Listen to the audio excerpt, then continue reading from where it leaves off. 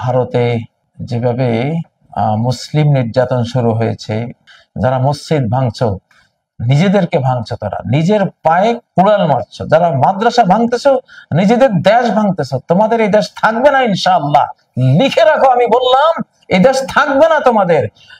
যাদেরকে দেশ থেকে বিতাড়িত করার সিদ্ধান্ত নিয়েছো, তারাই দেশের মালিক হবে, তারাই দেশ চালাবে ইনশাআল্লাহ। অতীতে যেমন 750 বছর তারা চালিয়েছে, আবারও তারা এই দেশ হাতে পাবে, ষষ্ঠা দিবেন ইনশাআল্লাহ। আমি বানানো কথা বলি না, কোরআন এবং সুন্নাহর প্রেডিকশন থেকে, কোরআন ও সুন্নাহর ভবিষ্যৎবাণী থেকে কথা বলি।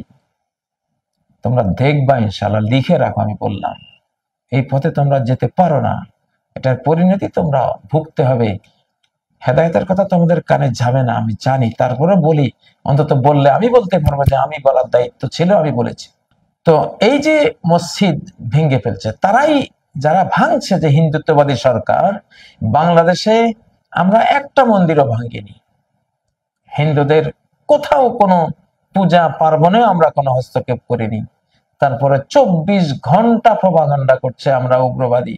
এখন প্রকৃত উগ্রবাদীর চেহারা বিশ্ববাসী এখন দেখবে ইনশাআল্লাহ। প্রিয় বন্ধুরা, তাদের ধর্মনিরপেক্ষতার মুখোশ আপনারা দেখুন। তারা দাবি করে তারা ধর্মনিরপেক্ষ, মুসলিমদের অক্ষ স্টেট দখল করেছে, দখল করে এখন মসজিদ ধ্বংস, মাদ্রাসা ধ্বংস, মুসলিমদেরকে উচ্ছেদ করে তারা কি চায়? তারা কি ভাবছে যে 2024 পরবর্তী পৃথিবীতে তারা এগুলো করে টিকবে? মোটেও টিকবে না। তারা হয়তো ভাবছে যে এখনকার পৃথিবীটা 2024 পূর্ববর্তী পৃথিবী, নির্যাতন করে পার পাওয়া যাবে, মুসলিমদেরকে উচ্ছেদ করে আমরা প্রতিষ্ঠিত থাকব। এই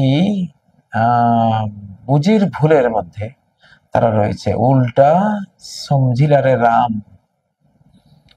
তো এই যে উল্টা বুঝ তাদের, এটা তারা খুবই রং একটা সাইডে আছে। 1924 থেকে 2024 ছিল কর্ণ শয়তানের শতাব্দী। পুরো শতাব্দী জুড়ে কোরআনকে উচ্ছেদ করা হয়েছে বিশ্ব পরিচালনার মঞ্চ থেকে। 1924-এ তুরস্কের খেলাফত থেকে ইসলাম এবং কোরআন উচ্ছেদের মাধ্যমে বেঈমান জাতিগুলো এই শয়তানি শতাব্দীর সূচনা করেছিল। সেই শয়তানি শতাব্দীকে দাফন করে দেয়া হয়েছে, বিশ্বের সকল তন্ত্র মন্ত্রকে দাফন করে দেয়া হয়েছে 2024-এ এসে, 100 বছরের মাথায়। আমি বারবার এই কথাটা বলি আপনাদেরকে, ইবনে মাজারের হাদিসের ভিত্তিতে, ইন্নাল্লাহা ইয়াবআস লিহাযিল উম্মাহ, আল্লাহ তাআলা এই মুসলিম জাতির জন্য প্রত্যেক 100 বছরের মাথায় এমন সব মুসলিমদেরকে প্রেরণ করবেন, মানে ইউজাদ্দিদুল আহাদিনা, যারা এই উম্মতের দ্বীনকে সম্পূর্ণ নতুন করে দেবে, যত আবর্জনা লেগে গেছে সব দূরীভূত করে দেবে, অপসারণ করে দেবে, একবারে তরতাজা টাটকা ইসলাম পৃথিবীর বুকে নিয়ে আসবে। যা হারিয়ে গেছে নতুন করে সেটাকে অস্তিত্বে নিয়ে আসবে। এই হাদিস থেকে আমরা এটা বুঝতে পারছি যে 1924-এ যখন মুসলিমদের বিশ্বব্যাপী ইসলামী সাম্রাজ্যের পতন হয়েছে, 100 বছরের মধ্যে এটা ফেরত আসবে। এখন এসেছে আলহামদুলিল্লাহ 24-এ। তো এটা করুণার রহমান। 2024-এ বাংলাদেশে আল্লাহ তাআলা যে কাজটি করিয়েছেন, যে মুসলিম জাতির কাছে তাদের দেশ ফিরিয়ে দিয়েছেন, এটা গোটা বিশ্বব্যাপী এখন বাস্তবায়ন হবে। শয়তানের 100 বছর পার হয়ে গেছে, এখন তাদের পতনের সময়। ইসলামের 1 শতাব্দী জন্ম হয়ে গেছে। আগামী অন্তত 2090 সাল পর্যন্ত আমরা দেখব ধীরে ধীরে মুসলিম উম্মাহ জেগে উঠছে, আর ধীরে ধীরে জালিম যেসব জাতি মুসলিমদের উপরে নির্যাতন করছে তাদের পতন হয়ে যাচ্ছে। তো আল্লাহ তো ধীরে সুস্থে কাজ করেন, আমরা দেখতে থাকবো ইনশাআল্লাহ। একেবারে ফেরাউন যখন 10-12 লক্ষ বাহিনী নিয়ে 300-350 মুসা আলাইহিস সালামের উম্মতের পিছে ছুটছিল, সে কি কল্পনা করতে পেরেছিল মুহূর্তের জন্য যে 350 বেঁচে যাবে আর আমার 10-12 লক্ষ দুর্ধর্ষ আর্মি সহ আমি হারিয়ে যাব, ধ্বংস হয়ে যাব? কল্পনা করেনি। কিন্তু অকল্পনীয় কাজটাই হয়েছে। নমরুদ কি ভাবতে পেরেছিল যে সামান্য একমাত্র ইব্রাহিম আর তার স্ত্রী মুমিনী দুজনের সাথে লেগে আমার গোটা সাম্রাজ্য তো যাবে, আমার সৈন্যবাহিনী যাবে মশক বাহিনীর সাথে লড়ে, আর আমিও যাব ল্যাংড়া মশার কামড়কে? সে কি বুঝতে পেরেছিল? বুঝতে পারেনি। এরাও বুঝতেছে না যে সময়টা পাল্টে গেছে। 2024 পরবর্তী পৃথিবী, 25, 2026, 2027, 2028 থেকে আগামী 2090 সাল পর্যন্ত এটা রহমানের শতাব্দী, সৃষ্টিকর্তার মহা পরাক্রম প্রকাশের শতাব্দী, সর্বশক্তিমান, able to do all things যিনি, আলা কুল্লি শাইইন কাদির যিনি, তিনি তার প্রমাণ দেবেন, দেখ আমি কি করতে না পারি, আমার ক্ষমতা দেখ। সিরিজ ভূমিকম্প দিয়ে, করোনা ভাইরাস দিয়ে, মহামারী দিয়ে, টর্নেডো, সাইক্লোন, হেরিকেন, টাইফুন দিয়ে, বিভিন্ন ধরনের আসমানি এবং জমিনি অভিশাপ দিয়ে, দাবানল দিয়ে, বাঁধ ভাঙ্গা, বন্যা, সুনামি দিয়ে একের পর এক তিনি তো জানান দিচ্ছেন। এসব জানানোর পরেও যারা সতর্ক হবে না, শেষ তাদের সব দুর্ভাগ্য আসবে, ধরা থেকে মুছে যাবে তারা। এখন ইনশাআল্লাহ আমি সাবধান করে দিচ্ছি। এখানে দেখো সূরা ইব্রাহিম আল্লাহ তাআলা কি বলেছেন যে অকালাল্লাযীনা কাফারু লিরুসুলিহিম, অবিশ্বাসী কাফের মুশরিকরা, বেঈমানরা আল্লাহর প্রেরিত রাসূলগণকে বলল, লানুখরিজান্নাকুম মিন আরদিনা, আমাদের ভূমি, আমাদের পৈতৃক ভূমি, আমরা এই দেশের ভূমিপুত্র, তোমাদেরকে বের করে দেব। তারাও তো ভূমিপুত্র ছিলেন, কিন্তু এই অহংকারী দাম্ভিকরা বলল রাসূলগণকে যে আমরা তোমাদেরকে বের করে দেব আমাদের ভূমি থেকে, আওলা তাউদুন্না ফি মিল্লাতিনা, অথবা আমাদের ধর্ম গ্রহণ করে থাকতে হবে দেশে থাকতে হলে। তো রাসূলগণকে যা বলা, রাসূলগণের উম্মতকে বলা একই কথা। রাসূলের পরবর্তী ওনাদের উম্মতরা, আলেমরা, ওলামারা, তাদের ওয়ারিস, একই জিনিস, কোনো বেশ কম নেই। তো যখন তারা এই দাম্ভিক বেঈমানরা দেশান্তরিত করার হুমকি দিল, দেশ থেকে বহিষ্কার করার হুমকি দিল, আল্লাহ ওহী প্রেরণ করলেন, ফাআওহা ইলাইহিম রাব্বুহুম লানুহলিকান্নাল যালিমিন। আল্লাহ ওহী প্রেরণ করলেন, রব তাদের কাছে বার্তা দিলেন, আমি কসম করে বলছি আমি জালিমদেরকে নির্বংশ করে দেব, এমন ভাবে ধ্বংস করবো যে বংশে বাতি দেওয়ার লোক এদের থাকবে না, এমন নিপাত আমি করব।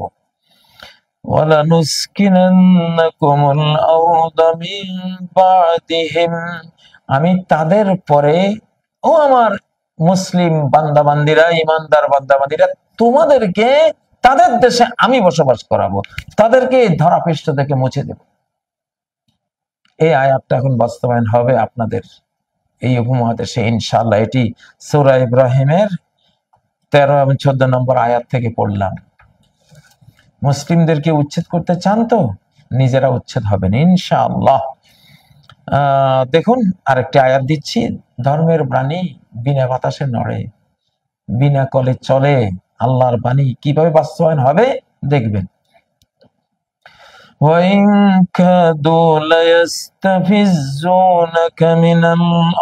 ওরা তো তোমাকে ভূমি থেকে, মাতৃভূমি থেকে বিতাড়িত করার উপক্রম করছে, তোমাকে সেখান থেকে একেবারে দেশান্তরিত করার জন্য। যদি এটা করে, তোমাকে বের করে তারা, তাদেরকেও আমি থাকতে দেব না এই দেশে, তাদেরকেও বের করতে হবে। বের করার দায়িত্ব আমি নিলাম। যারা আমার বিশ্বাসীদেরকে বের করার কাজ করবে, তাদেরকে তাদের মাতৃভূমি থেকে বহিষ্কার করার দায়িত্ব আল্লাহ বলছেন আমি নিলাম।